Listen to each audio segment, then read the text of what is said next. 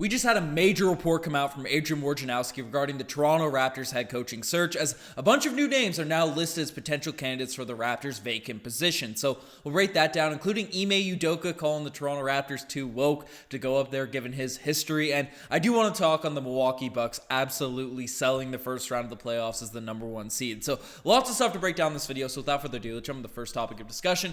The first thing we're talking about is the Raptors coaching Woj update. So we've heard a lot of different names get thrown around since Nick Nurse has been fired. Obviously, the big one was Ime Udoka, but once he ended up getting hired by the Houston Rockets, it's been a lot of names getting thrown out, whether it be betting odds, whether it be minor reporters saying things. But we had a little Woj bomb come out today. When I saw Raptors and the Woj notification, I thought maybe we jumped the gun and already hired someone, but no, Woj just basically gave a deep dive in terms of the potential candidates that could end up replacing Nick Nurse as this team's next head coach. And there's some interesting names on this list. A couple of them we've already discussed, including Golden State's Kenny Atkinson, who's the former coach of the Brooklyn Nets, did a really good job of developing that team there. The roster with D'Angelo Russell, Caris LeVert, just the young guys without any of their first round picks, did a good job of building a culture over there in Brooklyn, right? Milwaukee's Charles Lee, who is a well-regarded coach for the Milwaukee Bucks. He's the assistant coach over there.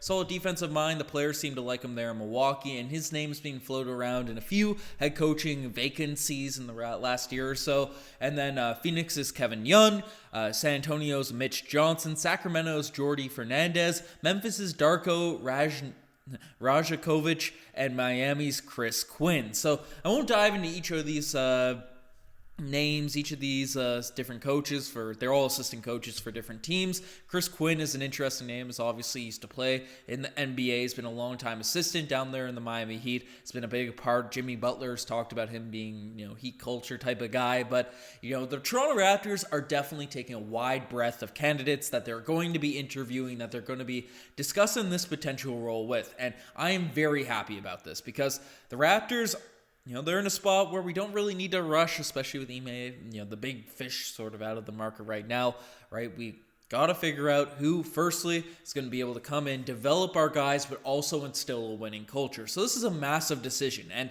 as we saw once we fired Dwayne Casey, Masai Ujiri took a sweet time hiring his next head coach, interviewed a lot of different candidates, and one candidate that he interviewed the first go-around, Woj, also updated is in this round of interviews, basically saying that the Raptors also secured permission to speak to Las Vegas Aces head coach Becky Hammond. Hammond led the franchise to the 2022 WNBA championship and was voted the league's coach of the year. She spent 8 seasons as an assistant for the San Antonio Spurs, and then we're also expected to interview coach Adrian Griffin. So Becky Hammond is back, another name that's back on the potential candidates list for the Toronto Raptors. She got her own paragraph in this Woj article, and she was a girl that received serious consideration the first go-around, Masai Ujiri's first go-around in terms of hiring a coach for the Toronto Raptors. Obviously, we ended up going in the direction of Nick Nurse, but she was one of the final 3 candidates. I believe it was Nick Nurse, Becky Hammond, and Messina, the former assistant coach for the San Antonio Spurs. So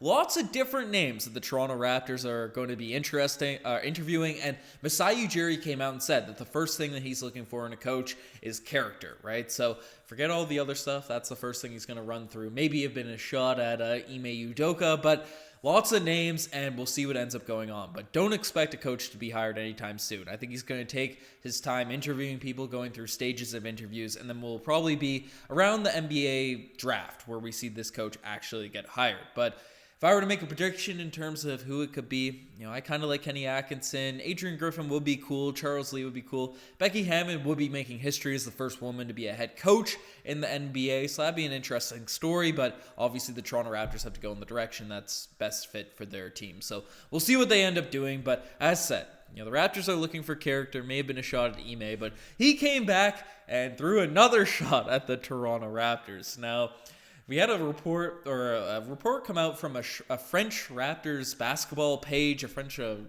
reporter covering this team, basically coming from Mike Lavio Raps, right? So according to Ime Udoka, my French is pretty bad, but I'm going to try and do a decent translation here. But Udoka also refused Toronto because he basically talked about their reputation as being progressive or a little bit too woke in the city, and that his history in Boston would not go over well with the journalists there in Toronto. So the Raptors are a woke franchise. That's what this tweet is out here saying. I found this really interesting. So for people that don't know, when Nick Nurse was fired, Ime Udoka was named as the immediate favorite to become the Raptors' next head coach. Obviously, he has a history of getting suspended by the Boston Celtics due to inappropriate conduct with members within the organization. And speculative whether or not it was, a power dynamic relationship or a relationship with an owner's wife. We still don't really have the specifics in terms of what went on, but apparently Ime Udoka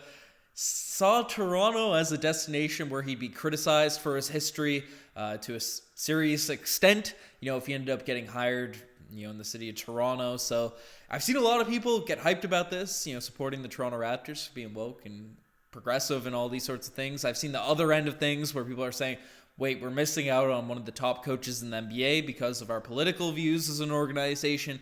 I'm not going to get in the middle of any of that, but I did find it pretty funny that that's one of the main reasons he didn't choose coming up here. Obviously, he called the Raptors mid the other day. Maybe there were some conversations that he had with Masai Ujiri that indicated that he wouldn't be that accepted here by the media, so I don't know. Regardless of where you fall on that sort of situation, I just find it a pretty funny reason why Ime Udoka didn't end up coming up here. But we have a large list of potential candidates, so I'm sure the Toronto Raptors are not worried about landing Ime. But the final thing we're taking a look at is Giannis to Toronto back on the table. A little bit of an egregious headline there, but I just wanted an excuse to talk about. I did a more polished video on this on the Milwaukee, on the Courtside Digest regarding big changes coming to Milwaukee. Definitely check that video out if you didn't see it. But for people that didn't see last night, the Milwaukee Bucks, the number 1 seed in the Eastern Conference, ended up getting, not gentleman's swept, but losing to the Miami Heat in 5 games.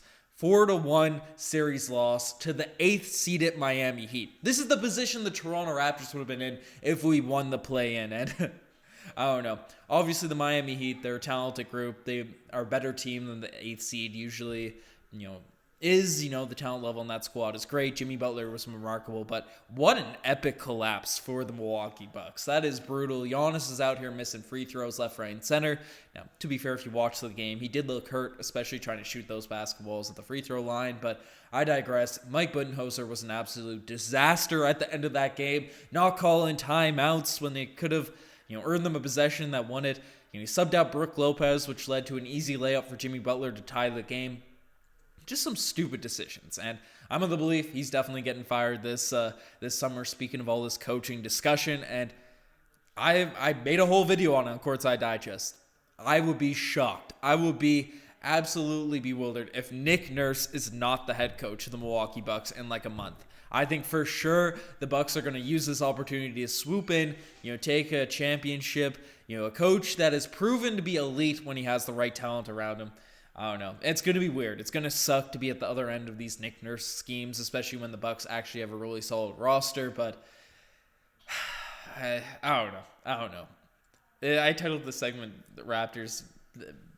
What is it? Giannis back to the Raptors on the table. Maybe he's so frustrated with how this season went, he's going to demand a trade. I very, very much doubt that. I think he's going to let the team run with another head coach and see what ends up going on. But I don't know.